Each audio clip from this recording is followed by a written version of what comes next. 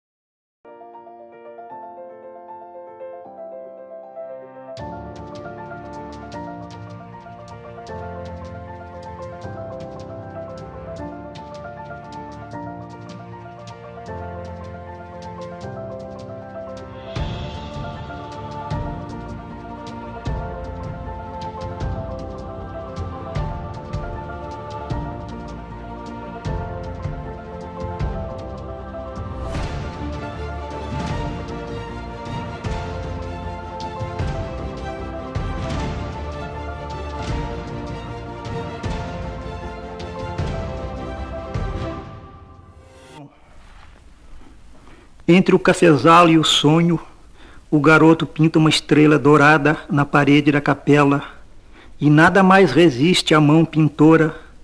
A mão cresce e pinta o que não é para ser pintado, mas sofrido.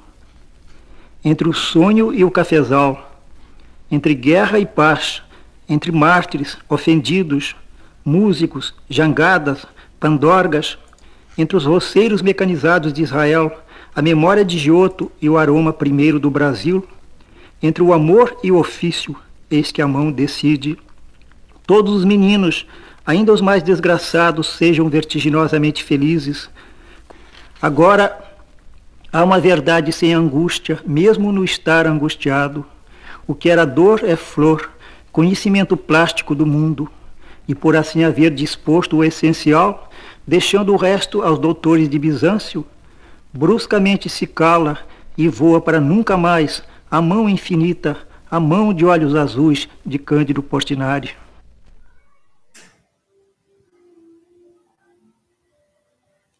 Olá, pessoal do LinkedIn. Um bom dia a todos. Um prazer recebê-los todos aqui nessa live hoje, que vai ser muito mais do que especial. Eu queria pedir a todos que prestem bastante atenção, porque hoje eu tenho certeza que vocês vão sair daqui, assim como eu, emocionados, né? Então, antes de iniciar a nossa live, hoje eu trouxe aqui o querido, uma das pessoas mais legais que eu já conheci na minha vida, o querido João Cândido Portinari, filho do pintor Portinari. João Cândido, seja bem-vindo ao LinkedIn nessa terça-feira, 12 de maio.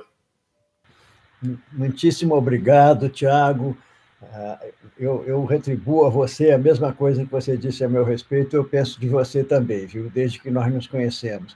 Queria também agradecer o nosso público, né? E me colocar à disposição de todos para qualquer dúvida que eu possa esclarecer. Muito bom. Olha, pessoal, hoje o João vai trazer aqui tudo para vocês sobre a vida e obra do pai dele, as pinturas mais famosas, os processos e tudo o que aconteceu ao longo disso, e também muito sobre, né, o projeto Portinari, que foi o projeto de vida do João Cândido, dos últimos 41 anos, né, João, buscando aí todas as obras do pai, foram milhares de obras, e ele vai mostrar isso para vocês. Mas antes da gente começar, deixa eu fazer um pouquinho do nosso dever de casa aqui, né? Eu queria pedir para todo mundo que está assistindo a nossa live, como sempre, por favor, hoje mais do que nunca, comente de onde está assistindo, né? Coloca a cidade, o bairro, para a gente saber de onde vocês são, e também marquem os amigos nos comentários, coloca um arroba, marca o amigo, chama o amigo para assistir a live, e também tem um botãozinho aqui embaixo, compartilhar, você pode compartilhar essa live no seu timeline e assim chamar mais pessoas, né? Como sempre, dá muito orgulho de estar aqui fazendo uma live do bem. Hoje em dia tem tanta live, tanto conteúdo, né, João? Tanta coisa falando de negócio. Hoje a gente está aqui para fazer uma live do bem, a gente está aqui para resgatar o orgulho de ser brasileiro em momentos como esse, né? O Brasil que teve um dos maiores pintores, tem ainda, né, que a memória dele não morreu, dos maiores pintores do mundo. Antes de, então, não esqueçam, pessoal, compartilhem, comentem de onde vocês são. Eu queria fazer alguns agradecimentos. Hoje a gente teve um pouquinho aí, a entrada foi um pouco especial. Essa live é um oferecimento da Regus, né? Então a Regus é a qual eu represento aqui no Brasil, todos os nossos clientes que estão assistindo, né? Os colaboradores, os fornecedores, obrigado pela presença. Também teve o oferecimento da Ducati, a Ducati que está lançando uma moto amanhã exclusiva. Eu passei um pedacinho aqui para vocês só para ficar um spoiler, mas a Ducati também que italiana, né? Por que não? Falou Portinari, ela na mesma hora falou que quero participar também. O próprio projeto Portinari, que ajudou na divulgação.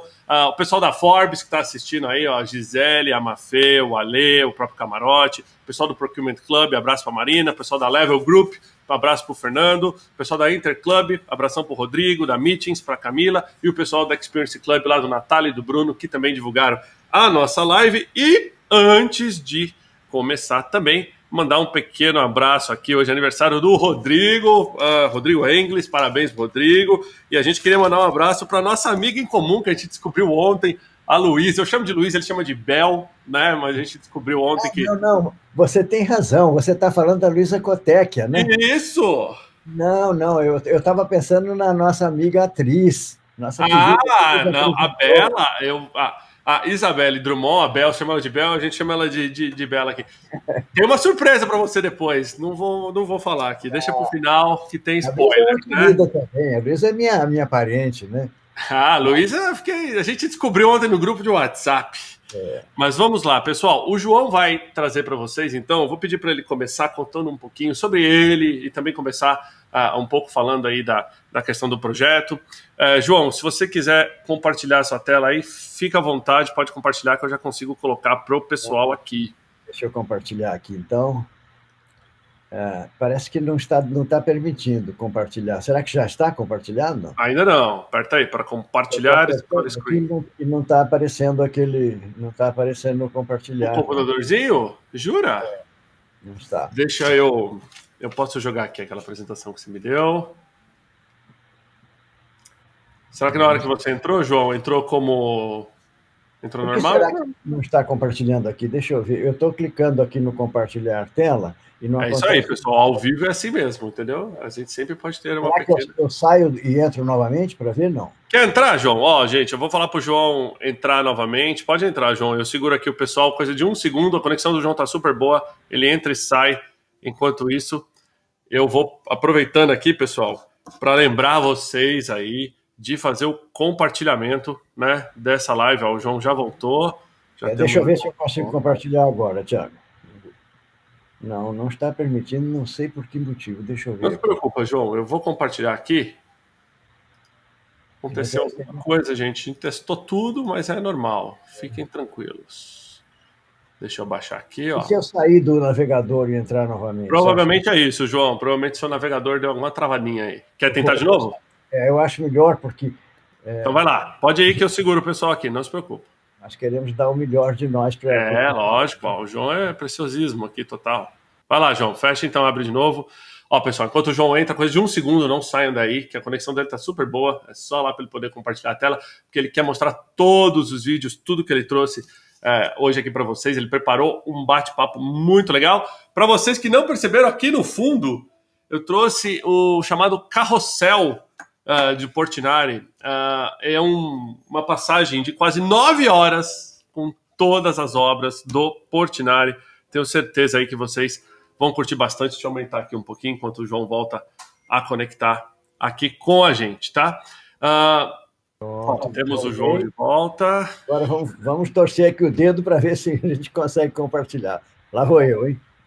Agora, não, tá vendo alguma coisa, Thiago? Tudo bem. Ô, João, eu ponho aqui no meu, não se preocupa. Você me fala, apresenta no seu, que aí você já vai me falando aqui qual que é os slides. Deixa eu jogar aqui também para o pessoal ver. Vou apresentar aqui, hein? Peraí, pessoal, que eu vou só jogar a tela aqui do João para vocês. Tá, posso pôr em modo de apresentação? Peraí, João, rapidinho. Só um minutinho, senhores, queridos. A apresentação do João tem muita animação aqui. Acabou dando uma pequena travadinha aqui na apresentação. Aguenta aí, senhores. Ô, João, enquanto isso, vai falando para o pessoal um pouquinho de você. Pois é. Enquanto eu já trago a tua apresentação para cá. História. Como você disse, eu estou há 41 anos em tempo integral e dedicação exclusiva ao projeto Portinari. Isso significa metade da minha vida, né, Thiago? Porque eu fiz 81 anos em janeiro agora, então são realmente a metade da vida dedicada a esse projeto. Mas talvez valesse a pena contar aos nossos amigos e amigas qual é a minha origem, né? Eu, na verdade, eu não venho da área de arte, nem de cultura, nem da arte de humanas e sociais. Eu venho da área de ciência e tecnologia. Eu sou engenheiro de telecomunicações, me formei pela Escola Nacional Superior de Telecomunicações em Paris. Depois fui fazer o doutorado no MIT, no Massachusetts Institute of Technology. E depois de 10 anos no exterior, eu recebi um convite da PUC do Rio de Janeiro para regressar ao Brasil para ajudar a criar o departamento de matemática da PUC. Caramba! Foi em 1966 que eu voltei ao Brasil.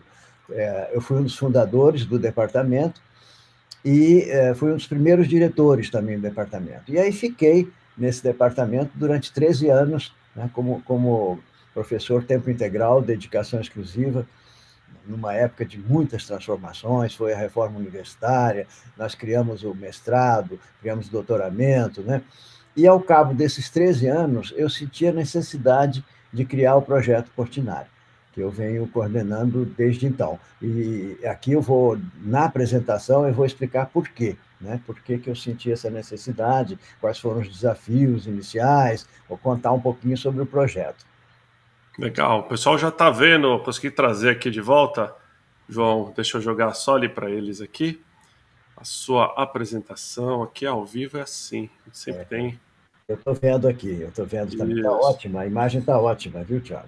Tá bacana, né? Tá. Vamos só um minutinho, João, vou jogar aqui para o pessoal, ó, eles já estão vendo a sua apresentação. Eu talvez uma explicaçãozinha aí sobre esse título, que não é muito óbvio, né, para a maioria das pessoas, do Cafezal à ONU, né, Thiago?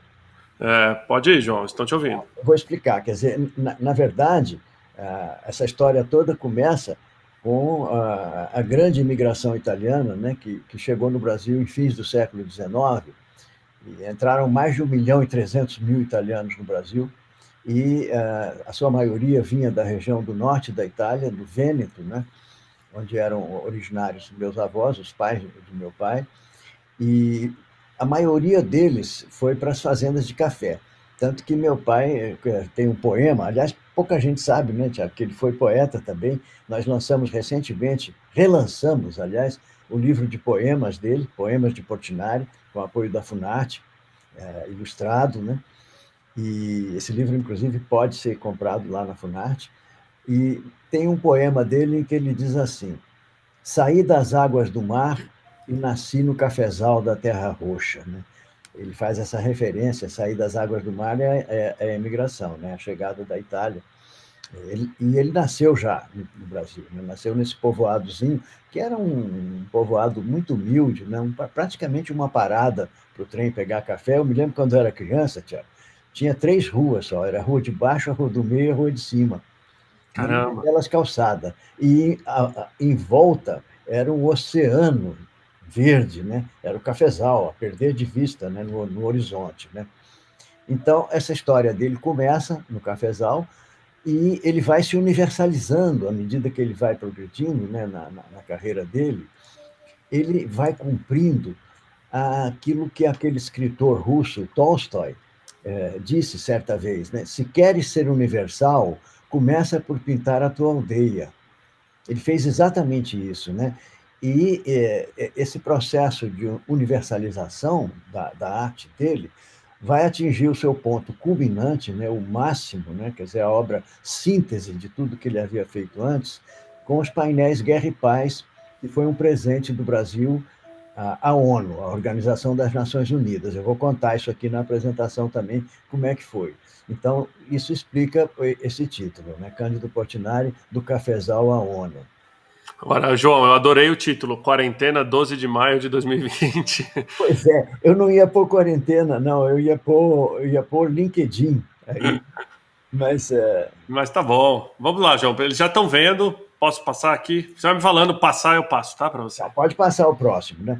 Então, essa história, na verdade, que eu estou começando a contar a vocês, aqui isso. É a história de um menino pobre, né, que nasce num povoado perdido, na região da Alta Mogiana, né, do interior paulista, que é a região cafeeira, né, e que tem um sonho, que é o sonho de se tornar pintor. Você está vendo lá atrás a Maria Fumaça passando lá? Sim. Isso era a coisa mais importante da cidade, porque era o que pegava o café e levava, né? O café, só lembrando, foi o maior produto de exportação do Brasil durante uma época, foi um símbolo, né, brasileiro, e foi construído com mãos imigrantes, né? Não só italianos, japoneses e outras também, outras nacionalidades que vieram trabalhar no Brasil, né? Pode passar para o próximo para mostrar como é que essa gente chegava, né? Eles chegavam em navios, depois de uma longa e muito sacrificada viagem, né? A gente tem relatos de como é que isso acontecia. Eles partiam de Gênova, na verdade, e chegavam no Porto de Santos, e eram todos agrupados ali no pátio e iam sendo encaminhados para os trens. Eles não sabiam nem para onde iam. Por exemplo, meu avô era marceneiro, não era agricultor, né? No entanto, foi colocado no trem e encaminhado lá para Brodowski, né? Isso, aliás, é outra coisa, porque numa região só de italianos você tem um nome polonês, né? Brodowski. E depois eu posso contar também, não vamos perder muito tempo também, porque a gente tem muita emoção ainda para atravessar, mas depois, se quiserem ter a curiosidade de saber por que esse Brodowski aí, eu conto. Pode passar para o próximo, João. Já passei. Então, aqui eu quis mostrar para vocês, eu escolhi uma foto que, a meu ver, representa a essência da personalidade dele, sabe? Essa profunda compaixão, né, que ele tinha, não no sentido de pena, de piedade, que é o sentido mais português da palavra, mas no sentido anglo-saxão, compassion, né, de você sentir com o outro, de você ter empatia pelo outro, né, é uma coisa que está renascendo tanto nesses tempos críticos que nós estamos vivendo, né, a gente está sentindo essa emoção, né, de de sentir com o outro, né? Isso a gente está vendo explodir por toda parte no mundo inteiro. E eu queria passar esses primeiros momentos explicando uma coisa que não está em livro nenhum, sabe, Tiago? É uma coisa até que eu próprio descobri muito recentemente, que é a origem, né, dessa compaixão que há na obra de Portinari, né?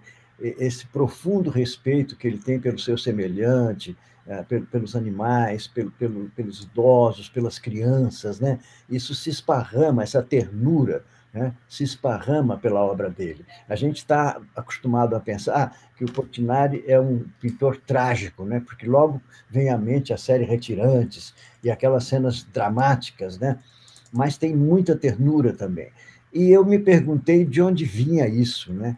E olhando a documentação que a gente tem no projeto Portinari, ficou claro para mim que isso vinha do meu avô, do pai de Portinari, do seu Batista. Pode passar adiante, que eu escolhi dois desenhos, né, que meu pai fez. Aqui tem aquele poema, né, que eu mencionei no início, com a letra dele, né? Saí das águas do mar e nasci no cafezal na terra roxa. Pode passar, Tiago. Isso aqui nós já comentamos, né? Então, esses dois aqui estão na origem de tudo, né? A dona Domênica, que chegando no Brasil virou dona Dominga, e o seu Batista. Aqui você olhando para essas duas imagens, você não tem a menor dúvida de quem mandava lá em casa, né? As imigrantes italianas eram famílias matriarcais, né? A nona era um rochedo, né? Era realmente, ela uma vez disse para mim assim: filho, cheguei no Brasil com 8 anos, casei com 14 e aprendi a ler com 70. Nossa! Realmente, só depois de ter tido 12 filhos, né? Meu pai foi o segundo, é que ela teve a oportunidade de cuidar um pouco dela mesma, né? E o seu Batista, essa figura que você vê aqui, que nos diz, né, como o Brasil é generoso, né? Quando chegam os imigrantes, na geração seguinte já são todos brasileiros, na própria geração que chega, né? Ele virou um caipira típico lá do interior, um cigarrinho de palha, fumo de rolo, né? Aquele cabelinho escovinha, aquele paletózinho apertado de domingo, né? A coisa domingueira. E eu encontrei, entre os poemas de meu pai, duas passagens que nos falam dessa coisa do seu Batista, né? Que eu vou comentar com vocês. Naquela época, chegavam leprosos a Brodowski, né? Eles vinham a cavalo, e eles eram itinerantes, ninguém queria recebê-los, né? Eles vinham com um sino pendurado no pescoço, imagine você. E as pessoas, ao ouvir esse sino, elas corriam fechar a porta, a janela, a porteira, tudo, né? E o seu Batista era um homem de uma bondade, de uma ingenuidade e de uma fé tão grande que ele abria a nossa casa e chamava-os para compartilhar da nossa mesa. Então, esse poema que eu vou mostrar a seguir para você fala sobre isso. Mudei aqui, aí. Então, eu vou ler, porque a letra dele, às vezes, nem pode não ser tão compreensível, né? Ele fala assim aqui, isso é a letra de meu pai, né? Sinto, às vezes, carinho imenso por tudo e por todo mundo. É passageiro e me entristeço. Penso em meu pai, em quem esse estado era permanente. Coração rico e generoso, o meu é miserável. Aqui ele está sendo muito implacável com ele, não tinha nada de miserável, não. O coração dele também era generoso, não tinha e rico, né? Mas era a forma como ele olhava para esse pai, né? E tem uma outra passagem que menciona esse episódio dos leprosos, que é a seguinte aqui, ó, que está no livro de poemas dele. Aliás, eu vou dar para vocês o link onde vocês podem pesquisar em 30 mil documentos, um pouco mais adiante, inclusive esses documentos todos aqui. Você bota uma palavra-chave lá, numa janelinha tipo Google, você pode botar assim, leproso, vai aparecer esse documento lá. Eu vou ler para vocês. Ó. Senhor Deus, dai-me a fé de meu Pai, a sua alegria constante, a sua paciência, seu querer bem a todos, ao homem bom e ao mau, às flores e ao raio, ao assassino e ao morto, ao leproso e ao atleta. Há tanto tempo trazia à nossa mesa o leproso. A fé o permitia. Recusavam apiar do cavalo, sabiam-se disformes. Pelo nome perguntavam por nós. Sofre, criatura de Deus, tudo desaparecendo, ficará uma flor. Terás forças para sofreres mais ainda. Isso aqui, essa parte final, é muito misteriosa. Eu confesso que eu não compreendo muito bem o que ele quis dizer, mas você vê aqui essa coisa do seu Batista, né, que eu nunca tinha tido. É claro que eu devia, inconscientemente, eu devia sentir isso, eu era muito ligado ao meu avô, mas isso ficou claro nessa pesquisa, né, nesses documentos todos. Então, eu não quis deixar de compartilhar isso com vocês, isso é muito pouco conhecido, não está em livro nenhum, né? Eu agora não estou vendo o slide seguinte, hein, Tiago? Tem esse inconveniente de eu não estar fazendo a apresentação a partir do... Coloquei um vídeo seu, João, aqui, ó. Computador. Assim, para um minutinho só, que eu vou explicar por que isso. É porque essa coisa da compaixão em Portinari nos leva a uma questão que foi muito polêmica na época, que é a religiosidade dele, né? Nós temos um grande pensador católico, que era o Dr. Alceu Moroso Lima, que falava que ele sentia como um paradoxo você ter um pintor de esquerda, como era Portinari, um pintor comunista, que pintava a pintura sacra com tanto fervor, né? E ele disse que ele só conseguiu entender isso quando ele esteve lá em Brodowski, conheceu a Dona Dominga, conheceu as irmãs de Portinari, conheceu aquela família, e aí ele diz assim, no contato com aquela gente simples e boa, como um pãozinho que sai quente do forno, eu vi que não tinha paradoxo nenhum. E aí ele põe assim, ponto, Portinari, vírgula, pintor cristão. Então eu queria falar um pouco sobre essa religiosidade, porque é uma coisa também pouco conhecida, né? Então vamos ver esse pequeno depoimento que eu dou aqui. Espera aí que eu vou só passar aqui. Que ele acabou voltando mais de um. Perdão, gente. Aí, agora vai. Pensa na obra de Portinari, quando a gente passa em revista, assim, né? Essa produção fantástica dele, né? Às vezes as pessoas perguntam assim, mas qual é a unidade na obra de Portinari? Porque o Calado, inclusive, num determinado momento fala, quando você vê a obra de Portinari, parece que você está olhando para 100 pintores, né? E uma vez me perguntaram isso, qual é a unidade na obra dele? Eu respondi sem hesitar, falei, é o sentimento. É o sentimento. Né? É o humanismo, é a profunda compaixão pelo ser humano, pela vida humana, pelo sagrado da vida. Né? Então, essa compaixão pelo sagrado da vida, o que poderia ser isso, senão a religiosidade mais autêntica, mais profunda? Ele dizia, eu sou um homem que tem saudades de Deus. Né? Tinha saudades de Deus, nada. Deus estava dentro dele o tempo todo. Ele estava pintando, né, pela mão que era inspirada diretamente por Deus. Né? E aqui você tem uma das obras mais importantes, né, na parte sacra, que é a Pampulha, o altar da Pampulha. Isso aí tem uma história fantástica, né, porque você imagine você ter um prefeito da cidade mais conservadora do Brasil, que era Belo Horizonte, que tem a ideia doida de convidar 2 comunistas para fazer uma igreja, né? Garnemeyer e Portinari. Então, essa igreja, o arcebispo de Belo Horizonte, que era um homem extremamente conservador, fez uma campanha tremenda contra a igreja, disse que era uma coisa herética, né? E o fato é que a igreja ficou 13 anos interditada para qualquer rito religioso, isso pouca gente sabe também. E tem 1000 anedotas em torno disso, mas o fato é que esse altar, com São Francisco, se despojando das vestes, né? A igreja é dedicada a São Francisco e está no bairro da Pampulha, em Belo Horizonte. Né? É uma das obras sacras mais importantes do século XX, como nos diz a seguir o crítico, historiador de arte, professor, pintor, Israel Pedrosa. Deixa eu pôr aqui. O mais importante dos murais de Portinari, né, é o São Francisco, né, da Pampulha. O que ele realizou com São Francisco da Pampulha é algo assim, extraordinariamente belo, extraordinariamente forte e não encontra paralelo na pintura mundial, né, do período, um período que se acreditava que a pintura sacra já estava liquidada, já era algo descartável, né, e que mesmo a pintura mural já havia saído assim, do vocabulário das manifestações artísticas do período. São Francisco da Pampulha surge como um renascimento de todas essas possibilidades da herança cultural, tanto do pré-renascentismo quanto do renascentismo, e é uma evidência assim, também das possibilidades da renovação formal, né, dos movimentos de vanguarda do século XIX e XX. Então, nós vamos voltar a isso mais adiante, quando a gente falar do Guerra e Paz, Tiago.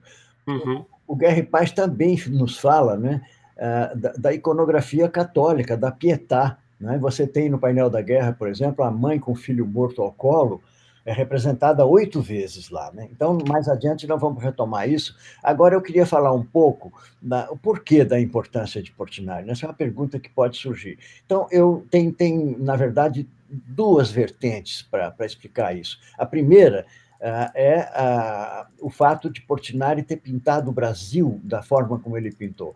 E eu fico um pouco constrangido quando eu vou fazer palestras, principalmente no exterior. Eu fiz uma na Noruega, por exemplo. Como é que você vai explicar para um norueguês, lá, um viking daqueles, o que é um cangaceiro, né? Brasil, né? Então, eu sabendo que, como filho, a minha credibilidade é muito pequena, eu pedi emprestado a uma grande figura brasileira que todo mundo adora e que todo mundo conhece, que vocês vão ver aqui, que ele nos fale um pouquinho quem foi Portinari. E você, em 30 segundos, passa esse recado. Deixa eu pôr aqui. Nós tivemos que inventar o Brasil. O Brasil não existia. Quer dizer, eu, quando fui inventar o Brasil já estava inventado.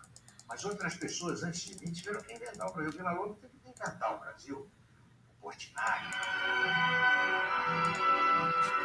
Então, vamos passar para o slide seguinte, que a gente mostra justamente esse aspecto, né, é um pensamento do Israel Pedrosa, justamente, e que nos fala isso aqui: nenhum pintor pintou mais um país que Portinari pintou o seu. Eu, quando li isso, eu procurei o Pedrosa e disse a ele: ô Israel, você está naturalmente falando do Brasil, né? E ele me disse: não, João, eu estou falando da pintura universal de todos os tempos. Você tem pintores imensos, né? Você tem Picasso, você tem Van Gogh, Salvador Dalí, você tem Michelangelo, Leonardo da Vinci, você poderia citar, né?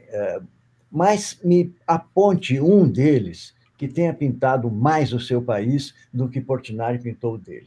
E aí realmente você se dá conta, né, que essas 5.400 obras que Portinari nos deixou, a temática, né, das obras, temática social, religiosa, histórica, né, o trabalho no campo e na cidade, a infância, os tipos populares, a festa popular, os mitos, a fauna, a flora e a paisagem, ele nos legou um grande retrato do Brasil, né, uma grande síntese, inclusive crítica, de todos os aspectos do povo, da vida e da alma brasileira. Então, essa talvez seja a mais importante, né? Mas sem descartar o fato da qualidade da pintura, porque isso aí não bastaria, né? A temática que ele abordou não bastaria para justificar a excelência, né? Aí tem a questão da qualidade da pintura dele. Então, isso aqui é uma das vertentes. Tem uma outra vertente que é bem menos conhecida, né? Porque a memória vai se esvaindo, o tempo vai passando, né? Que é o que eu vou comentar agora.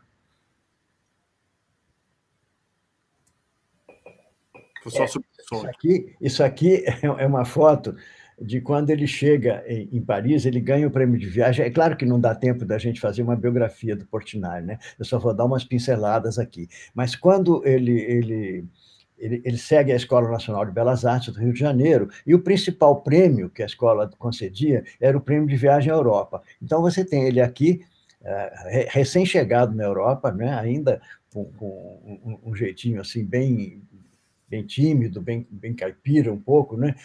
E ele, quando chega na Europa, ele entra numa crise existencial, sabe, Tiago? A gente vê pelas cartas que ele escreve, ele não frequenta a Academia Julian, como os outros premiados frequentavam, ele passa os dias nos museus, né?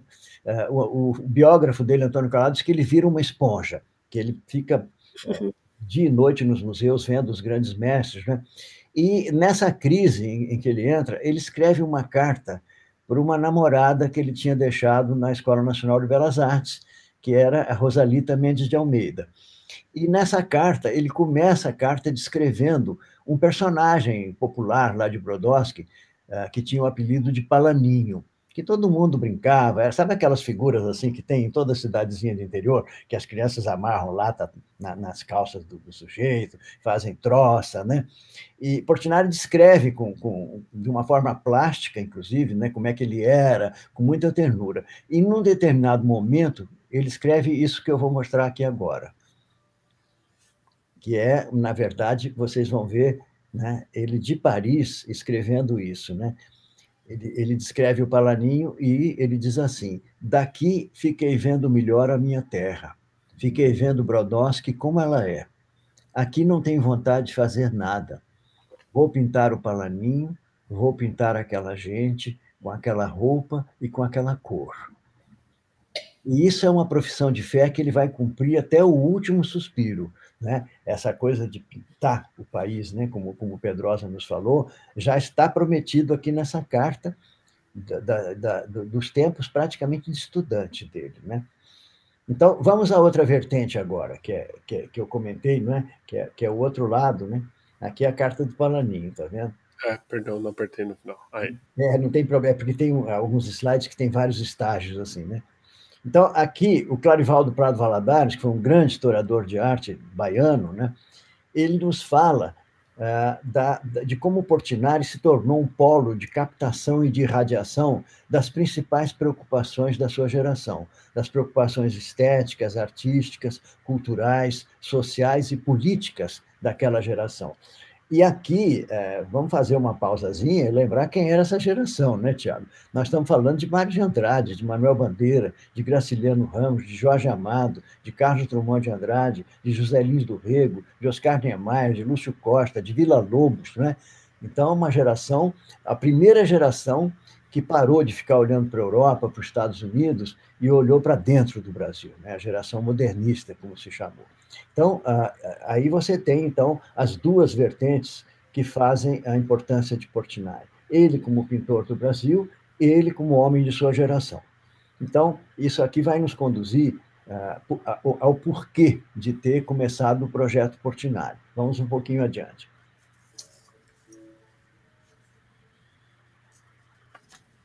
Aqui eu quis dar um exemplo para vocês. Eu não sei se você consegue ver meu cursor. Consegue? Aqui? Não. Não consegue ver meu cursor. Não faz mal, porque eu ia mostrar as pessoas que estão aí para dar um exemplo, né, de como essa geração vivia sempre junta aqui. Isso aqui é um almoço em homenagem aos 50 anos de Graciliano Ramos, que está bem no centro aí, de óculos, né, sentado na primeira fila. Ele está ao lado do ministro da Educação, que era o Gustavo Capanema. Vocês sabem quem era o chefe de gabinete do Gustavo Capanema? Essa memória também se perdeu um pouquinho, né? O chefe de gabinete do ministro Gustavo Capanema era simplesmente Carlos Drummond de Andrade. Eram outros tempos, né, Tiago? Outros tempos. Era um networking super forte, né? Se trazer para os dias de hoje. E vivia junto, né? A minha mãe fazia umas macarronadas lá em casa que não tinha hora para chegar nem para sair. Eles iam chegando, iam saindo e discutiam arte, discutiam política, discutiam estética, discutiam o Brasil, discutiam o mundo, né? Aqui nessa imagem, é uma pena eu não poder apontar para você, mas você tem Manuel Bandeira sentado assim à direita, é o segundo da direita para a esquerda, de óculos. Logo atrás dele, você vê um de bigode, com uma sobrancelha espessa, assim, é Jorge Amado. Aí, vindo aqui para a esquerda, sentado, o segundo da esquerda para a direita é Carlos Drummond de Andrade, o terceiro é Portinari, né? Atrás de Portinari está José Lins do Rego, e lá atrás, meio escondidinho, porque ele era mais jovem que essa turma aí, é o Vinícius de Moraes. Então, nós temos mais de 1.300 fotografias como essa no Projeto Portinari, que vocês podem acessar nesse link que eu vou dar, que é o link que apresenta os 30 mil documentos que a gente levantou nesses anos todos de Projeto Portinari, né? E, pessoal, só para vocês saberem, a gente vai colocar o link aqui nos comentários da live, tá? Então, o pessoal está acompanhando a live aqui. A gente vai colocar o link aqui, esse link que o João está falando, tanto do projeto quanto de todos esses documentos aqui. Desculpa, João, só para trazer. O link vai estar no slide à frente aqui. Quando ele aparecer, eu aí assinalo para você, Tiago, viu? Tá. Bom, agora vem a questão do Projeto Portinari, né? Mais de 15 anos depois da morte de Portinari, o seu biógrafo, que era o grande escritor e jornalista Antônio Calado, coloca essa pergunta aqui, né? Em que ele compara o destino da memória de Portinari, da obra de Portinari, do legado de Portinari, com o destino de Tiradentes, que foi esquartejado pelas autoridades coloniais portuguesas, né? E os seus membros foram espalhados numa estrada de 600 quilômetros em Minas Gerais, né? O primeiro herói nacional brasileiro. Então, o projeto Portinari, a gente poderia dizer que ele surge para tentar responder a essa pergunta, que é uma pergunta denúncia, né? Como é que um país permite, né, que aconteça uma coisa dessa? E o que a gente deve fazer para remediar essa situação? Aí começa o projeto Portinari. Eu vou mostrar para vocês a primeira matéria que saiu sobre o projeto Portinari, tinha uma manchete bastante paradoxal. Portinari, o pintor, um famoso desconhecido. Esse famoso desconhecido aí é o paradoxo. E aí o jornalista dizia assim, mais de 95% da obra de Portinari está hoje inacessível ao público, guardada em coleções particulares. O que foi feito do trabalho de um homem que durante toda a sua vida exprimiu emocionadamente a alma, o povo e a vida brasileira? Então, essa pergunta é que o projeto Portinari surge para tentar responder. Tem também, logo a seguir, saiu uma matéria praticamente de página inteira no New York Times, que nos ajudou muito com a localização de obras e documentos nos Estados Unidos, né, e em outros lugares, também, em outros países também. Então, começa o projeto Portinari. Eu preparei um filmezinho, Thiago, para a gente mostrar para os nossos amigos e amigas aí como é que foram os primeiros anos, como é que estava o Brasil, né? Nós estamos falando de 1979, então vamos mostrar um pouquinho. O projeto surge no bojo de um grande movimento que nasceu naquele momento, nas artes, no teatro, na música, no cinema, né? Você teve o Silvio Tendler fazendo os anos JK, o Jango, né? A Tezuka Yamazaki fazendo Gaijin, o Arthur Moreira Lima tocando chorinho no Municipal, né? Houve um grande movimento para resgatar a nossa identidade, né? Eu me lembro, por exemplo, de uma revista Isto É, cuja capa era uma cara que não tinha nariz, não tinha olhos, não tinha boca, né? E embaixo tinha uma manchete assim, cadê a nossa cara? A busca da identidade cultural brasileira. Então, vamos passar esse filmezinho para vocês terem uma ideia assim, de como é que foi essa coisa do início do projeto Portinari. Contra a loucura.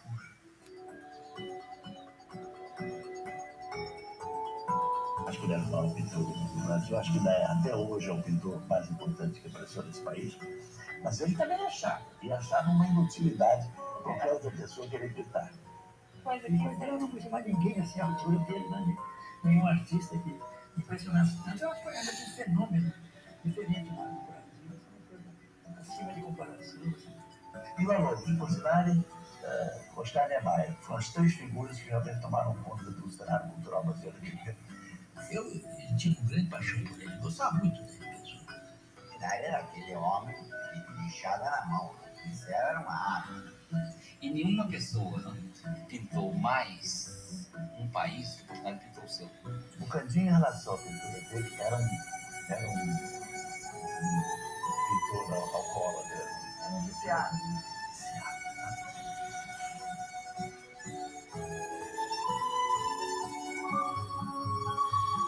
Esse documentário foi feito em 1997, viu, Thiago? Ele tem já muitos anos aí. Ele conta, na verdade, os primeiros 18 anos do projeto Portinari. Marcelo Dantas, nosso grande Marcelo Dantas, é que nos ajudou. Foi quando a gente fez a primeira retrospectiva de Portinari no MASP, em São Paulo, no Museu de Arte de São Paulo. Depois de 15 anos de governo militar e 10 anos de AI-5, o país vivia finalmente um momento de abertura política. A anistia, o relaxamento da censura, a perspectiva de eleições, um silêncio compulsório começava a cessar. Surgiu iniciativas de resgate cultural para recontar a história do Brasil. Foram criados projetos como o CPDOC, da Fundação Getúlio Vargas, o Projeto Pixinguinha e o Projeto Portinari. O Projeto Portinari nascia de uma constatação urgente. 17 anos depois da morte de um dos maiores artistas que o Brasil teve nesse século, suas obras não possuíam nenhuma catalogação e sua memória se perdia diariamente. Uma equipe liderada por João Cândido Portinari, filho do pintor, começou um trabalho de detetives para tentar reunir as informações sobre as obras de Cândido Portinari e as memórias de sua época. Nascido dentro da área científica da PUC do Rio de Janeiro, o projeto Portinari já apontava uma natureza multidisciplinar, reunindo métodos científicos, alta tecnologia e rigor histórico a serviço da arte e da cultura. O projeto começou com o levantamento de mais de 5.000 obras e de depoimentos de grandes brasileiros contemporâneos de Portinari, além de catalogar mais de 25.000 documentos. No processo de cruzamento de informações, muitos fatos vieram à tona e muito foi se descobrindo sobre como aprender a ler Portinari. Essas informações deram um novo sentido à obra e revelaram razões muitas vezes escondidas por trás das tintas. No caso de Portinari, não havia museu nenhum, não havia nenhum catálogo. Os livros escritos sobre a obra e vida dele estavam esgotados. Não se tinha ideia do paradeiro das obras. Nunca havia sido realizada uma exposição retrospectiva. A história do projeto Portinari, eu acho que começa... Você tem como fazer uma pausa, Tiago, aí? Tenho. Eu tinha 2 comentários aí que acho que era importante fazer. Um é que a gente poderia disponibilizar para as pessoas esses filmes, para elas verem com calma, quando quisessem também, né, depois. Eu posso me colocar à disposição para isso. E o outro é um comentário que me ocorreu agora, que naquele momento ali, eu tive uma experiência muito triste. Estava em Nova York e eu constatei que o Museu de Arte Moderna de Nova York, o MoMA, tinha mais informações sobre Portinari que todas as instituições brasileiras que eu havia visitado naquele momento. Então, muito bom. Isso foi uma das molas também, né, para tocar. O outro comentário é que eu fico com um pouquinho de medo, que eu estou vendo que já são 12h15, né, que se as pessoas vão ficar com fome. Não se preocupa, João.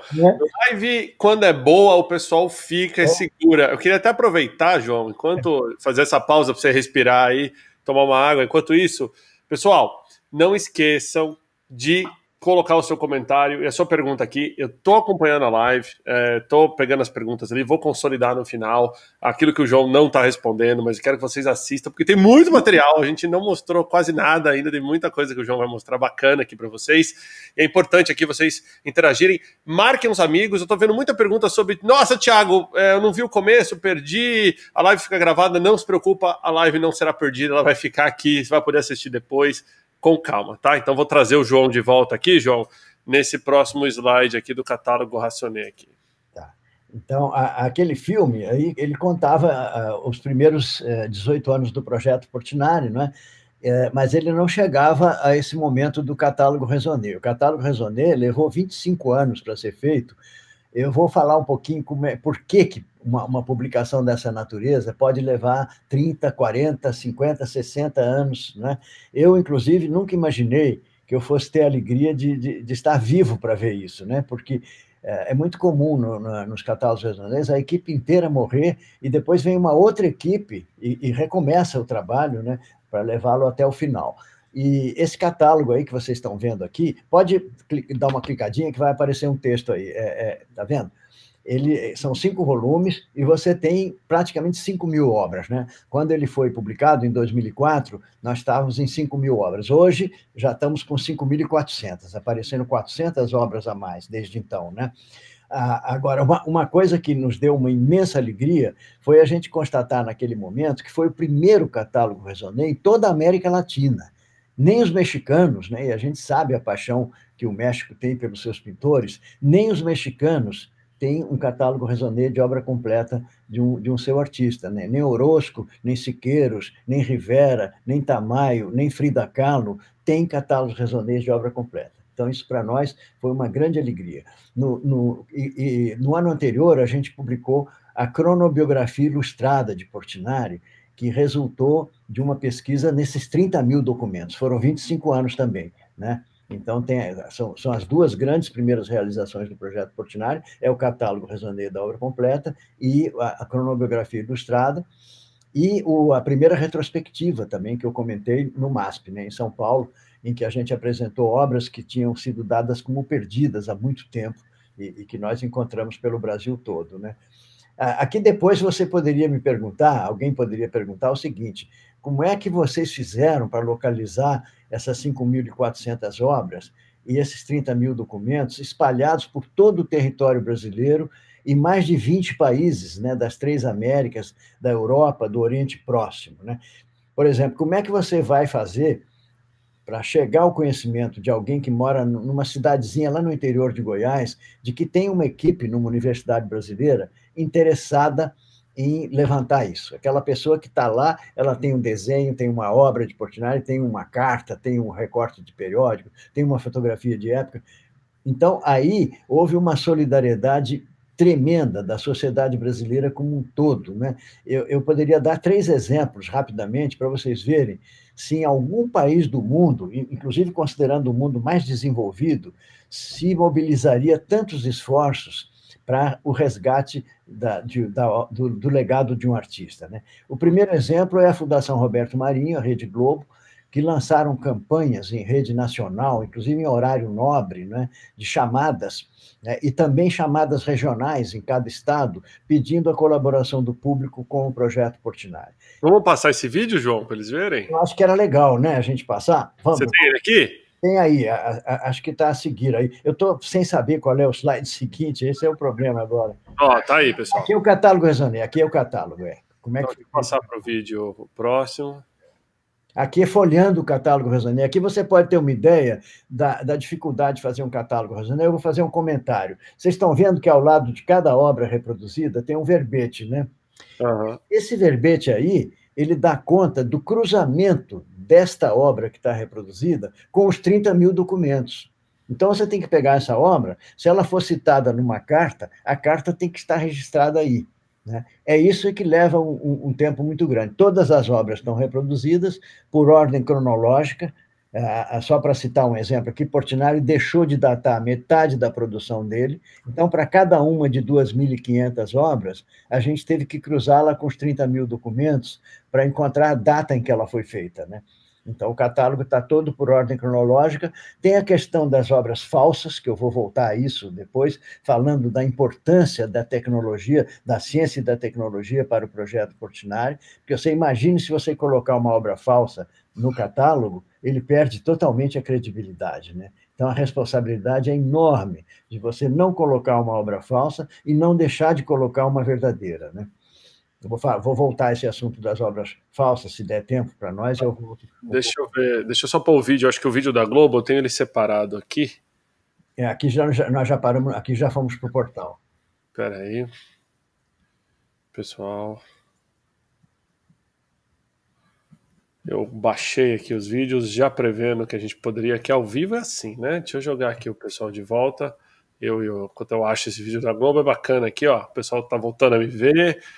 Eu baixei ele ontem aqui, que eu fiquei tão interessado em vê-los. Cadê? Tem uns exemplos de chamadas, né? Isso é 1980, hein, Tiago? Deixa eu ver se é esse aqui, Projeto Portinari Legendado. Chamada Nacional, achei. Essa é uma chamada, essa é a chamada nacional. Depois você tem chamadas regionais, na Bahia, no Rio Grande do Sul. Bom, o pessoal vai estar vendo minha tela aqui. Deixa eu só aumentar um pouquinho o som para eles verem. Vou jogar isso na tela principal.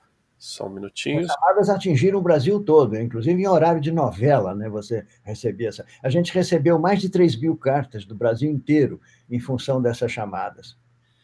Ó, vou pôr lá para o pessoal ver. 1928. Portinari retrata Cavalcante, governador de Pernambuco. Este é um dos 10.000 documentos localizados pelo Projeto Portinari, que está resgatando para a memória nacional o trabalho do nosso pintor maior. Agora, o último esforço no Brasil para que nada sobre Portinari fique esquecido. Se você possui alguma obra ou documento, informe seu nome e endereço para a Caixa Postal 500, Rio de Janeiro. Fundação Roberto Marinho. Pois é. É aquilo que eu comentei, Tiago. Você imaginaria nos Estados Unidos ou na Europa, assim, uma das principais redes de televisão, né, fazer uma campanha dessas em prol do resgate de um artista plástico? Eu não conheço, né? Não tem como pensar nisso nos dias de hoje, né, João? E os outros 2 exemplos são do mesmo tamanho também. Você tem a Varig, que era a grande empresa aérea naquela época, né? Ela mandou um telex para todas as agências Varig no mundo inteiro, pedindo que em cada local a agência Varig funcionasse assim, quase que como uma sucursal do projeto Portinari, né? Localizando conteúdos, nos ajudando com a logística das visitas, porque cada coisa que era encontrada era visitada por nossa equipe. Ia um fotógrafo e uma pesquisadora para documentar, né? Então, e o terceiro exemplo que eu ia dar, que eu também não conheço paralelo no mundo, é o Ministério das Relações Exteriores mandar uma circular para todas as representações diplomáticas do Brasil e pedindo que em cada lugar a embaixada, o consulado, a missão comercial também fizesse aquilo que a Varig estava fazendo, quer dizer, nos ajudasse a localizar tudo que havia sobre Portinari naquele lugar. Então, isso também não conheço. Essa coisa de dizer que o brasileiro não tem memória, eu acho que quando o brasileiro acredita num projeto, ele dá sua solidariedade, né? A gente teve prova disso esses anos todos. E aqui... João, se você me permite, eu queria mostrar para o pessoal, aqui eles estão vendo a minha tela, entrar rapidinho aqui no projeto Portinari, porque eu acho legal, eu lembro quando você me mostrou isso, lá na Regos do Rio Sul ainda, e eu achei muito legal. Foi. Aliás, que tinha uma bela vista, né? Uma das mais bonitas aqui do Rio de Janeiro. Isso, Pão de Açúcar, né? Deixa eu colocar aqui, portinari.org.br, certo? Esse aqui foi o nosso portal. Você sabe que a gente inaugurou esse portal no Complexo do Alemão, né? Dentro do educativo do projeto Portinari, a gente reuniu as crianças das escolas do Complexo do Alemão e nós tínhamos lá computadores em que as crianças podiam consultar esse portal. Foi uma coisa muito emocionante. E aí, pessoal, olha que bacana. O projeto é todo catalogado online, então tem muita pergunta do pessoal, eu consigo acessar online? Sim, todas as obras estão aqui, você pode ver o acervo, você pode conhecer mais do projeto, etc. E olha que legal, você pode buscar as obras por temas. Então, por exemplo, se eu quiser procurar café, né? Eu tenho certeza que vai ser uma pergunta, né? Então, café, cultura de café, pet café, cultura de café. Aí ele vai trazer as obras, olha que legal, por data, que foram feitas com aquele tema. E aí você pode cruzar. E até nomes de empresa mesmo, né? Você pode colocar países, pode colocar uma série de coisas, assim. Opa.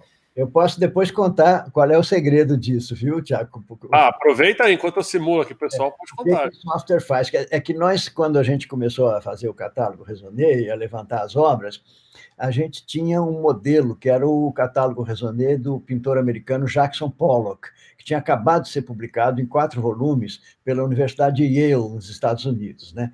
E havia algumas obras que eles não tinham imagem nenhuma, era um retângulo em branco. E o verbete dizia assim, essa obra foi citada na carta tal, mas perdeu-se todo o registro visual. Eu fiquei com medo que isso acontecesse com Portinari, e orientei a equipe para que a gente fizesse uma descrição em palavras detalhadíssima de cada obra.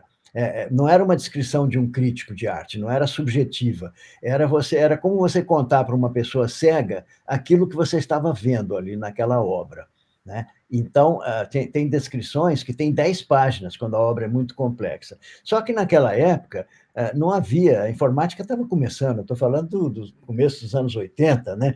Não havia ferramentas de busca, mas quando essas ferramentas de busca começaram a aparecer, imediatamente veio a ideia de você pegar 5.000 descrições e fazer um mega documento Word, né? Com uma descrição atrás da outra, e aí você manda busca a palavra café.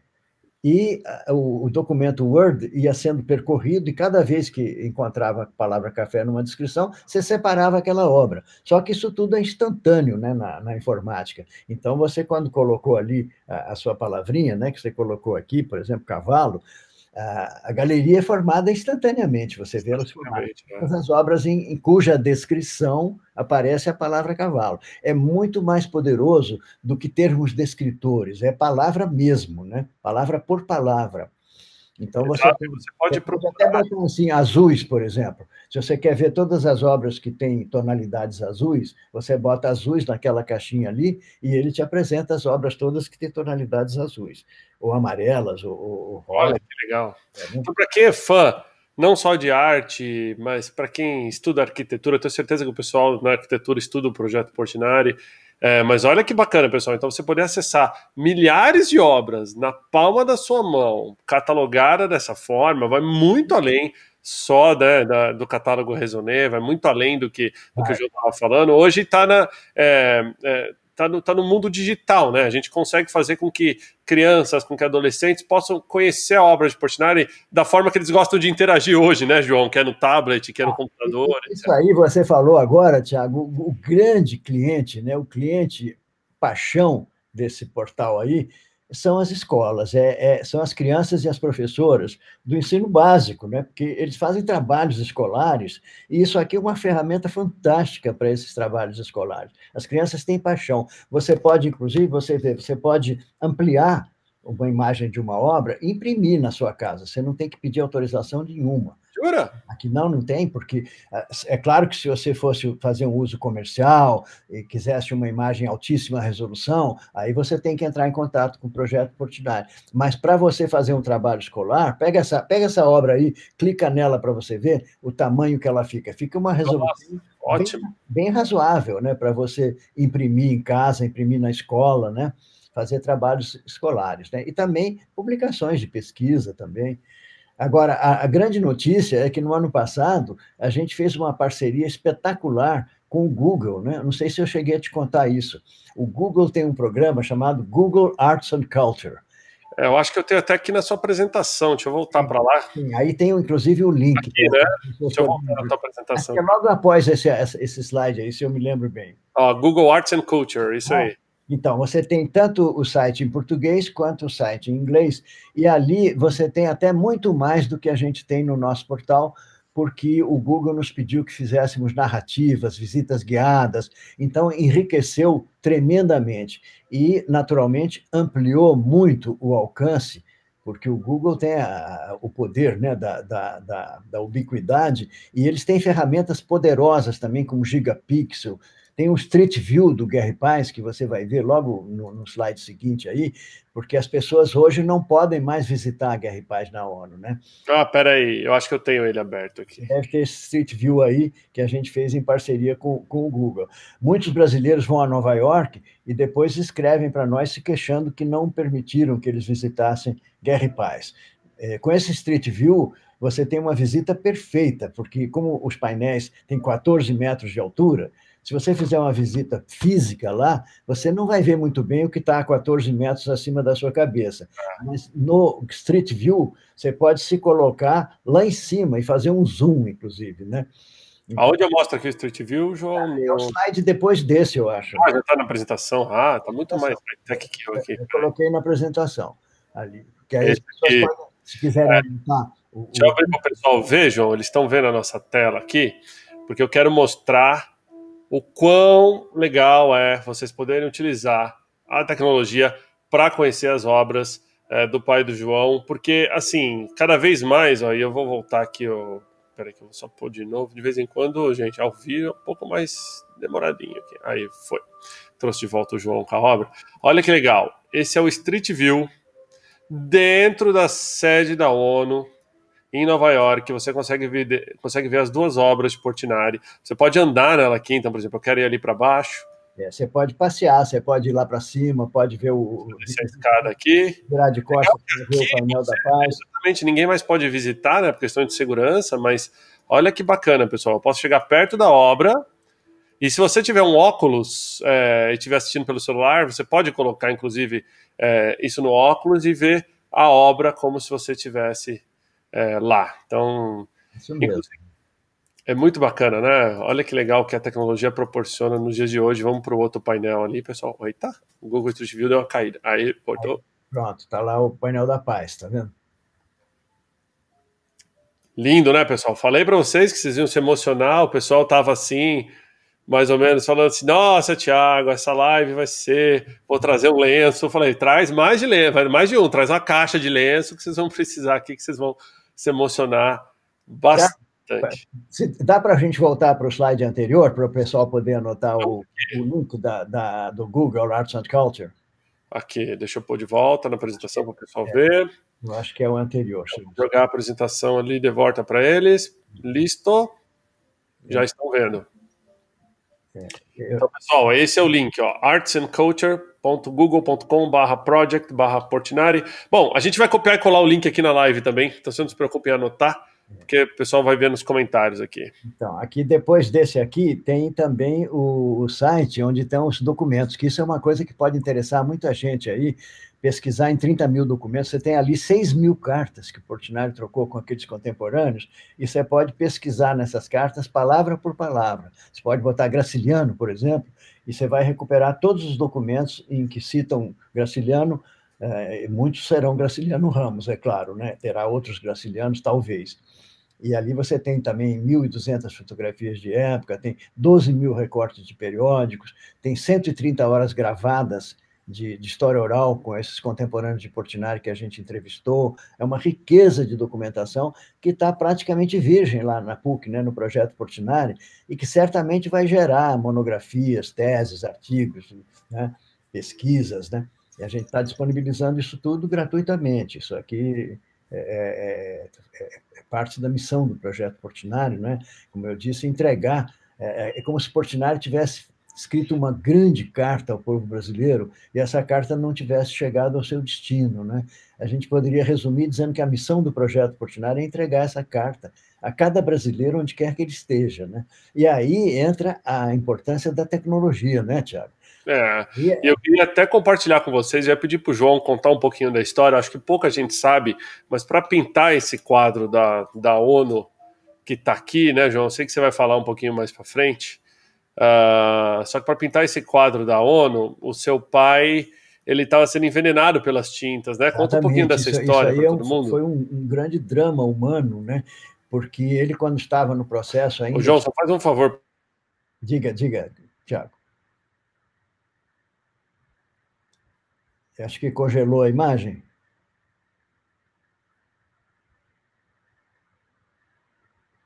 Tiago? Pessoal, só um pouquinho aqui que eu estou voltando aqui. Eu perdi o meu áudio, mas já estou voltando aqui. Acontece ao vivo. A gente sempre pode ter algum tipo de... Voltei, João. Tá me vendo de novo? Tinha congelado, tinha congelado. Não, deu um pequeno twitch. Aqui acontece ao vivo, de vez em quando dá umas coisas dessa. Coisas do audiovisual, né? A tecnologia nos ajuda de vez em quando, mas também nos atrapalha de vez em quando. Deixa eu voltar onde eu queria mostrar para você. Nós estávamos do Google Arts and Culture, né? Deixa eu mostrar aqui, porque as pessoas podem se perguntar, mas por que o Google, que disponibiliza os acervos de grande museu, por que escolheu o acervo do projeto Portinari, que é de um artista só, né, para colocar lá? Então, eu vou colocar aqui um texto do próprio Google, né, que nos enviou, e eu vou mostrar, aproveitar, nós estávamos falando de ciência e tecnologia, né? Não esqueçam que o projeto Portinari nasceu no Departamento de Matemática da PUC, e que, portanto, os meus interlocutores foram sempre pessoal de matemática, física, informática, as engenharias, né? Que eu tinha o convívio cotidiano com essa gente toda, né? Então, para vocês terem uma ideia, né, dessa complexidade de cruzamentos, vejam aqui a base de dados. Isso aqui é um modelo de dados do projeto Portinari, que foi feito com a colaboração dos nossos colegas da informática, né? Do Sérgio Griffiths, do Daniel de Souza, do Rafael Oliveira e de muitos outros colegas, né? Que fizeram uma base de dados absolutamente extraordinária. Isso é que levou o Google, né, a nos incluir no programa Arts and Culture, né, deles aqui. Aqui já é a visita guiada que vocês mostraram, né? Está aqui o link também, a gente pode depois disponibilizar esses links, né, Tiago? E aqui, depois eu vou falar um pouquinho mais sobre a parte de ciência e tecnologia, mas quando a gente terminou essa parte toda técnica, vamos dizer assim, do levantamento, da organização desses conteúdos todos, né, estruturar, correlacionar eles todos, surgiu a grande pergunta, né? Qual é a missão do projeto Portinari a partir de agora? É claro que a gente ia continuar fazendo o que tinha feito, né, junto aos pesquisadores, né, abrir o nosso acervo aos pesquisadores, atender estudantes, continuar fazendo exposições, publicações, seminários, palestras, né, tudo isso. Mas ficou claro para nós que a grande missão do projeto Portinari era levar os valores humanísticos e éticos, né, que estão na obra de Portinari, que estão nos escritos, nas palestras, nas cartas, né, em tudo que ele escreveu, nos poemas, às crianças. Quer dizer, as crianças e os jovens passaram a ser a missão principal do Projeto Portinari, e eu queria dar um exemplo para vocês disso, né? Vou dar aqui, não vou poder, evidentemente, dar todos os exemplos, mas vou dar um exemplo. Você já viajou esse Brasil? Peraí, João, eu não estou... Deixa eu voltar, então. Peraí que eu estou compartilhando a tela aqui, mas só se você me falar qual é o slide, é o 30? O Pantanal, é. É o 30, né? Deixa eu ver qual é o slide, deixa eu sair aqui para te dizer qual é o slide. O slide é o 29. 29, tá, então eu estou com ele aqui, porque lembra que eu estou compartilhando a tela aqui. Ah, tá certo. É esse slide, isso. É o slide seguinte, né? Aqui eu falo... Aí. Vai agora. Você já viajou esse Brasil inteiro fazendo essas exposições interativas. Que experiência mais te emocionou nessas viagens? Olha, há tantas experiências, né? Uma que me emocionou muito foi no Pantanal Mato Grossense. Nós fomos com a exposição Brasil de Portinari montada uma chalana da Polícia Militar subindo o Rio Paraguai. Nós saímos de Porto Murtinho e fomos até Corumbá. Íamos parando em pequenos povoados, não era nem cidade, eram pequenos povoados.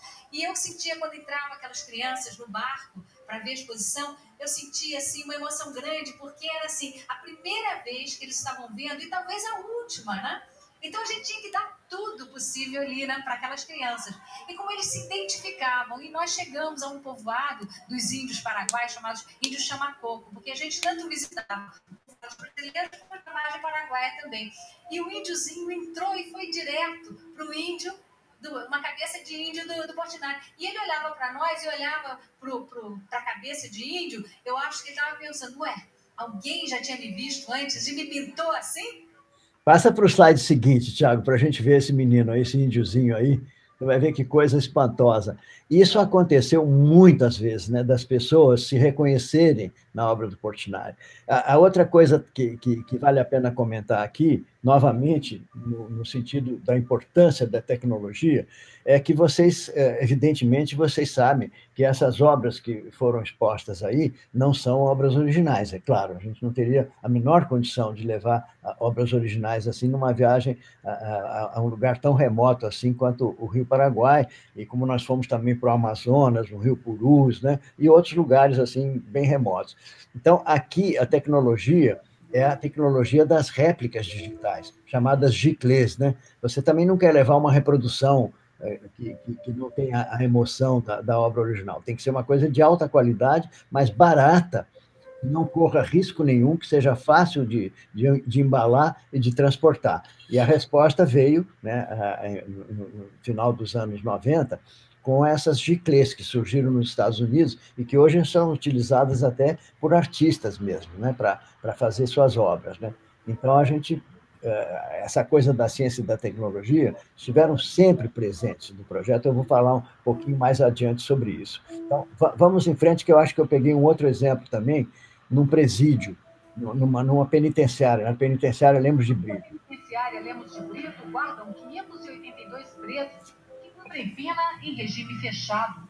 Longe das ruas e com pouco acesso a informações, os internos da Lemos de Brito foram os primeiros a ser beneficiados com um projeto que mistura arte e informática. Aqui é a entrega da carta, né? Entrega da carta para todos. De Cândido Portinari, 20 das principais obras de um dos maiores artistas brasileiros que eles aprenderam a admirar. Maravilhoso.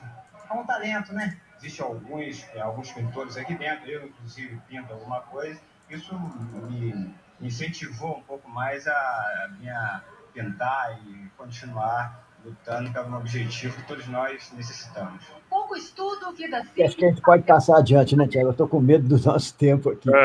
Isso aqui foi a inauguração do Portal Portinari no Complexo do Alemão. Aqui talvez valha a pena dar uma olhadinha, porque é bem emocionante você ver essas crianças. Vou colocar aqui, pessoal. Ainda falando em arte, crianças do Complexo do Alemão, no Rio, conheceram hoje um pouco da vida e da obra de um dos maiores pintores brasileiros. A iniciativa faz parte do lançamento de um portal na internet sobre Cândido Portinari. Olhares atentos e curiosos. Você imagina quem foi que pintou todas essas figuras aí? Não sei, eu queria saber. O universo rico e colorido de Cândido Portinari atraiu a atenção dos alunos do Centro Cultural Digital, no Complexo do Alemão. Eles navegaram no novo portal sobre o artista, que teve a obra completa digitalizada. São cerca de 5.000 imagens. o site. Pode passar, Tiago, só para dar uma ideiazinha, né? Isso aqui foi, olha, porque aqui a pessoa pode perguntar assim, mas como é que você fazia no início, né? No início, eu saí pelo Brasil inteiro, né? A primeira face visível mesmo do Projeto Portinari foram apresentações como essa que eu estou dedicando a vocês, que eram extremamente precárias, porque eram com aquelas bandejas, né, de slides ainda. Eu tinha... primeiro foi um projetor só, aqui eu já tinha feito um upgrade para 2 projetores, mas aí eu parti para o Brasil todo mesmo, né? Eu saí por aí, pega um slide seguinte para você ver, isso foi evoluindo, né? E eu acabei ficando com 14 malas na minha bagagem. Eu tinha uma picape, né? Eu enfiava isso tudo na caçamba e saía dirigindo sozinho daqui a Porto Alegre, por exemplo. Aí chegava em Porto Alegre, o colega lá me recebia, abria e perguntava assim, e trouxe o vídeo? Aí eu falava assim, vem ver o vídeo aqui. Abria a caçamba, estavam as 14 malas lá, né?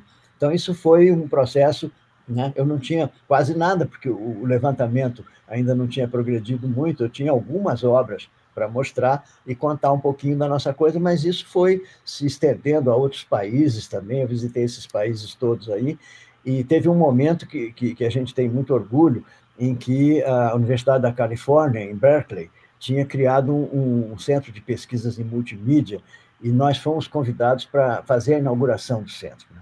A gente sabe como é que os americanos são zelosos com essas coisas, então nós consideramos isso uma grande honra. Se você clicar aí, você vai ver como é que foi aqui, tá vendo? Em 1995. Aqui, falar um pouquinho da ciência e tecnologia, talvez valha a pena passar um pouco rápido, né, Tiago, sobre isso, já que a gente vai deixar isso disponível. Mas uma coisa curiosa, repara só, a revista IBM, ano 1, número 1, a matéria de capa foi sobre o Projeto Portinari. Que legal. Isso já mostrava, né, essa relação que a gente sempre conservou desde o início com o pessoal de ciência e tecnologia. Pode ir passando adiante aqui, eu vou acelerar um pouco. Isso aqui foi no INPE. O INPE, Instituto Nacional de Pesquisas Espaciais, era o único lugar no Brasil que trabalhava com imagem digital. Eram imagens meteorológicas que vinham dos satélites, né? Aqui, no fundo, você vê lá uma parafernália enorme, e tem uma imagem lá que é um Buma Meu Boi do Portinari digital. A gente teve a emoção de ver, né? Depois a IBM fez isso também. Para você ter uma ideia, naquela época não havia um único scanner no Brasil todo. A gente teve que usar um scanner da IBM da Venezuela para poder fazer as primeiras experiências. E aqui eu estou com colegas da área de processamento de imagens, né? Lá do INPE, mas eu visitei também Rochester, o Museu de Fotografia, Kodak, a Polaroid em Boston, né? Porque a gente tinha um grande problema, que era o problema da preservação dos slides coloridos, né? Dessa imensa aventura de percorrer o mundo todo fotografando as obras de Portinari. O que tinha resultado? Um acervo de slides coloridos que a gente tinha a aflição de saber que eram perecíveis, né? Como é que a gente ia conservar aquelas imagens? Então, surgiu a ideia da digitalização, tudo isso estava começando, né? Enfim, isso aí foi uma aventura extraordinária ao longo do tempo. Pode passar adiante. Tem um outro exemplo também, que aqui fala, né, que foi a primeira base de dados, né, artístico-cultural do Brasil, em 1984, isso tudo estava começando. Nós temos a mesma idade da indústria de microcomputadores, na verdade. Verdade. Aqui é a questão dos falsos, tá vendo? Aqui é um falso que foi parar na primeira página do Globo. É um falso que é conhecido como pastiche. O pastiche é o seguinte, é um falso que não é uma cópia de uma obra de arte, é uma criação do falsário. Ele pega uma ou mais obras do artista, verdadeiras, e constrói uma obra a partir delas. Por exemplo, aqui nesse caso, ele tirou uma das moças aqui, tá vendo? À direita você tem o quadro autêntico, chama-se Moças do Arcozelo, uma obra belíssima de Portinari, tem um baúzinho aqui embaixo, que é uma coisa da iconografia dele, né? E ele tirou e ficou assim. Então, a questão, como é que nós tratamos das obras falsas? Vamos passar um pouco adiante. Esses métodos tradicionais, né, de você ter o olho do perito, os métodos físico-químicos, falharam muito. Aqui você tem uma cópia, tá vendo? Essa cópia aqui iludiu críticos de arte, inclusive. Foi publicada em livros de arte, na época, o falso como se fosse verdadeiro. E a gente levou um certo tempo para descobrir, né, que era um falso e não verdadeiro. São bem... O falsário aqui era bom, né? Aqui um exemplo de pastiche, que ainda... Isso aqui foi... Essas grandes casas de leilões, né, a Christie's e a Sotheby's, sempre nos consultam. Quando eles têm um Portinari para pôr em leilão e que eles têm alguma dúvida, eles nos consultam e nos enviaram essa imagem da esquerda aqui, que nós achamos que é um pastiche em que o falsário usou as duas obras autênticas que estão à direita aqui, tá vendo? Ele se inspirou nisso e criou essa outra aí. Por que a gente acha que é falso? Porque você olhando, o Portinari tinha um conhecimento profundo de anatomia, né?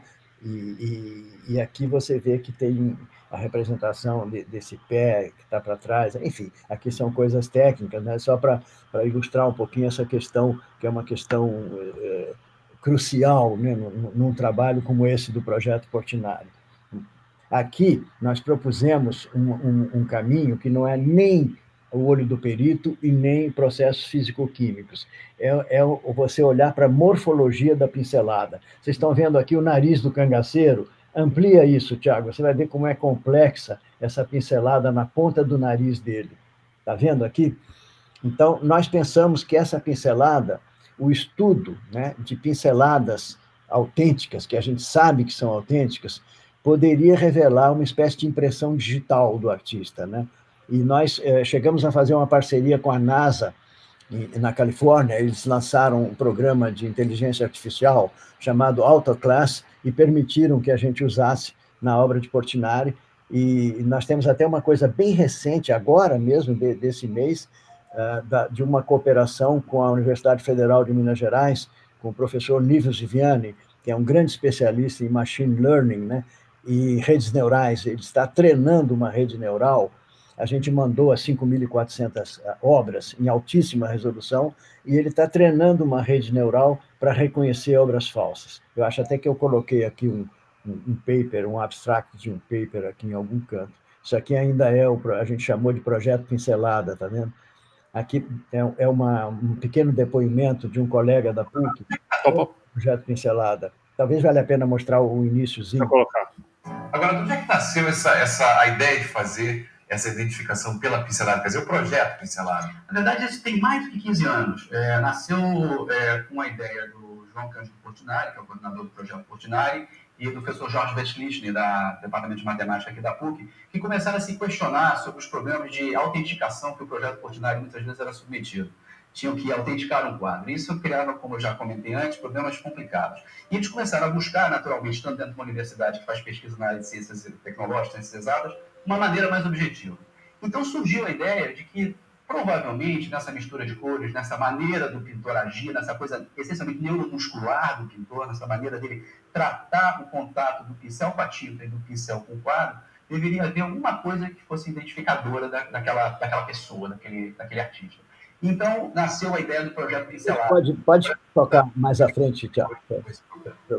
Nós avançamos bastante, né? O fato de, nesse tipo de análise, por exemplo, nós temos combinado esses diferentes know-hows, essas diferentes competências, gente que trabalha com imagem digital, gente que trabalha com inteligência artificial, com técnicas de biometria, e poder gerar uma diferenciação automática entre dois pintores, inclusive dois pintores que certamente se influenciaram, porque afinal de contas, Bianco era assistente. Pode avançar, se você quiser. Né? Eu ia até falar, João, para a gente, deixa eu trazer de volta aqui você. Aqui é a última parte da apresentação, que é falar de guerra e paz. Eu não sei se...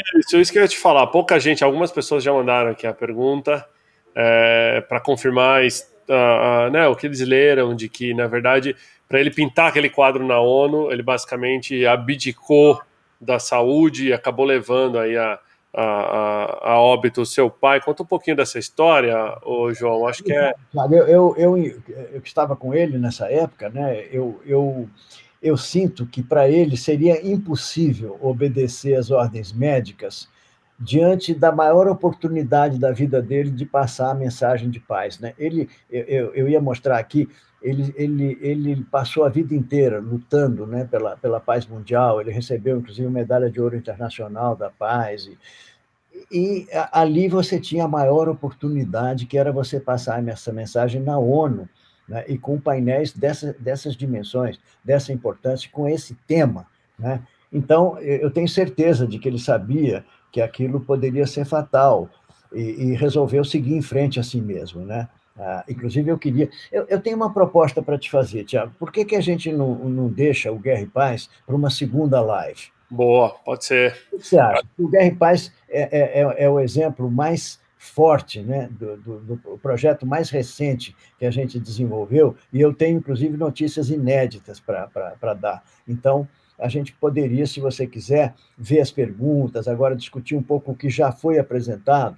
Né? Aqui você está vendo a Medalha de Ouro da Paz, que ele ganhou com o painel Tiradentes. Aqui uma coisa curiosa também, isso que você acabou de passar, uma das principais revistas de pesquisa médica do mundo, The Lancet, né, que colocou Guerra e Paz como capa e contracapa. É um slide antes desse, eu acho.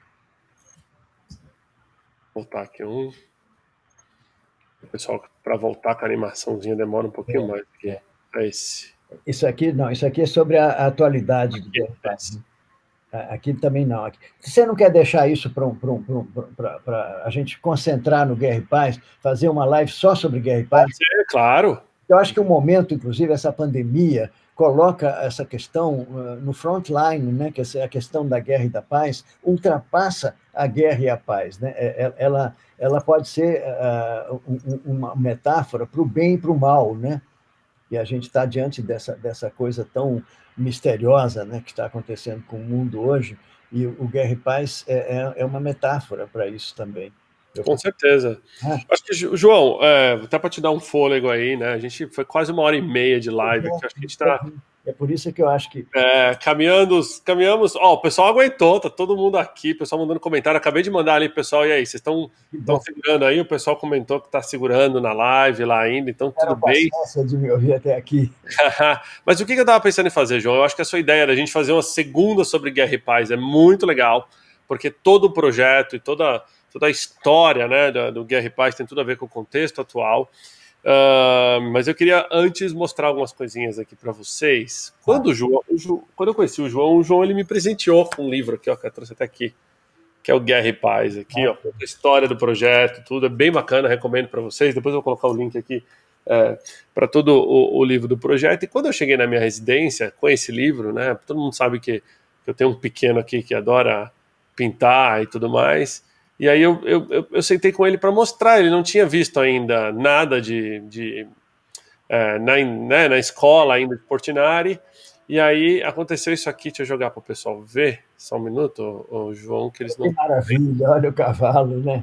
Eles não estão vendo minha tela ainda, deixa eu jogar, aí, agora eles estão. E aí ele fez isso aqui, ó, ele reproduziu um dos cavalos ali de Portinari no quadro de desenho dele, né, a gente chamou ele de Mumu Portinari no dia.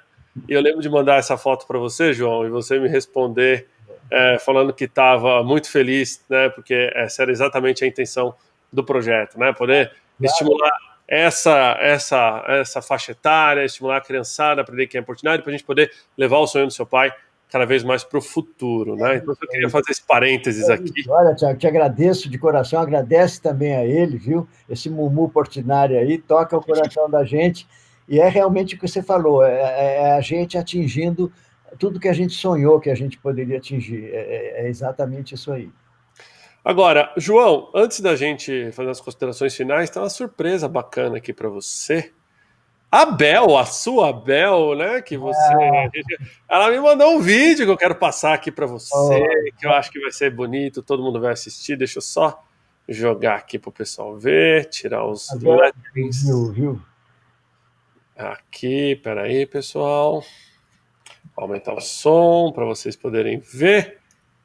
E agora vai. Oi, João. Oi, Thiago. Estou invadindo a live de vocês aqui só para dar um oi. Eu que sou fã do João, a gente se conheceu através de alguns planos que nós temos para um projeto bem lindo. O João é um poço de sabedoria e sempre que eu encontro ele é muito, muito enriquecedor, sabe? É muita cultura, muita arte, então é um encontro maravilhoso. Eu acredito que o João tem assim, coisas incríveis para deixar, mostrar para o mundo, e e fazer mesmo o mundo crescer e ser transformado ainda num mundo melhor, com essa alma linda do João, essa alma poética, essa alma artística. Então quero dizer que sou sua fã e eu vou acompanhar aqui a live de vocês, porque o João tem muito a ensinar pra gente. Tiago, então, nem se fala. Tiago é meu consultor, amigo, e eu aprendo muito com os dois. Então, meu beijo para vocês e aproveitem muito esse tempo aí enriquecedor junto. Olha, Tiago, posso comentar? A Bel toca o coração da gente sempre, né, com a generosidade dela, e me lembra aquele pensamento dos nossos avós, que dizem assim, a beleza está nos olhos de quem vê, né? Aquilo que ela fala, na verdade, é ela, né? Eu agradeço, mas eu volto para ela tudo que ela falou, não é? É ela que merece esses adjetivos, né? Eu quis trazer essa surpresa para você, João, porque... Fiquei muito feliz, viu? Muito mesmo. Estou com saudades dela.